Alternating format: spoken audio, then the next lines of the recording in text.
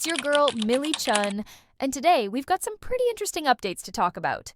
As I was scrolling through the other night, I came across some juicy details about Karen Huger's life behind bars. Yep, that's right, Karen's situation seems like it's a little more intense than what we might have imagined. We're going to dive into her new life inside, the rules, what she's wearing, the food situation, and even the visitation policies. You're going to want to hear all about this because it's crazy how much her life has changed. So let's start with the basics.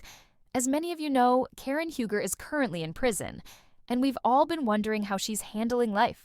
Behind bars. I mean, we know she's a fashionista, so what does she do when she's forced to wear a prison jumpsuit? According to the prison's guidebook, all inmates must wear their institution-approved jumpsuit whenever they're outside of their cells or in common areas. And no, they can't wear sweatpants or sweatshirts underneath it. That sounds a bit rough, right? I mean, Karen is used to looking glam all the time, but here, she's got to stick to the rules. The jumpsuit has to stay intact, no rolling up the legs to show socks, and no extra accessories to jazz it up. It's a whole new look for her. Now, Karen isn't just about that style, she's also known for her flawless hair. Well, it turns out there is a professional barber available for inmates who want to trim, but it's on a scheduled basis. Can you imagine Karen sitting there waiting for her turn to get a trim?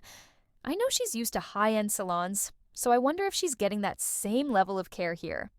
I doubt it. But hey, she could probably use a nice trim for her ends, right? A nice little touch-up maybe, but at least she can get something, even if it's just a small refresh. As for the rest of her daily routine, inmates are expected to be up and dressed by 8 a.m. This means Karen has to start her day on time. No more late-night glam sessions or sleeping in. Her bed needs to be made, and everything on her desk should be cleared out, except for one authorized religious book. I'm sure Karen's holding onto her Bible for comfort during this tough time.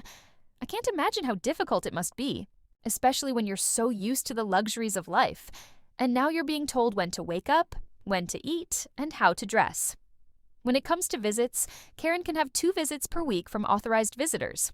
The catch is, the visits are scheduled, and there are very strict rules. You can only have one 30-minute visit on the designated visiting day, and every visitor must stay 6 feet apart from other visiting groups. Can you imagine being in there and not being able to give a hug? I'm sure Karen's family and friends want to hold her, especially Ray, but with these strict rules, they can't even have a normal visit. Everyone has to wear a mask, no matter if they're vaccinated or not, and the visit is time limited. So if Karen's family visits her, they've only got 30 minutes to catch up. That's barely enough time to talk about everything, let alone offer comfort. Speaking of communication, let's talk about phone calls and mail. Inmates are only allowed to make collect calls, and those calls are monitored and recorded.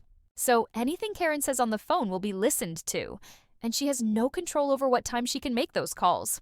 On top of that, all of her mail will be screened for contraband before she even gets to see it. They're also not allowed to receive any cash or personal checks through the mail.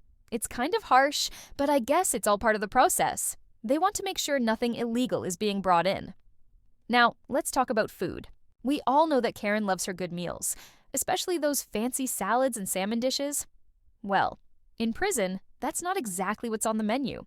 According to the guidebook, inmates are served 3 meals a day, but individual food preferences cannot be honored.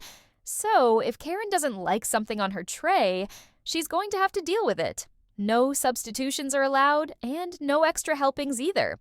So, if the meal is too small or doesn't meet her taste, she's stuck with it. That's a huge adjustment for someone used to dining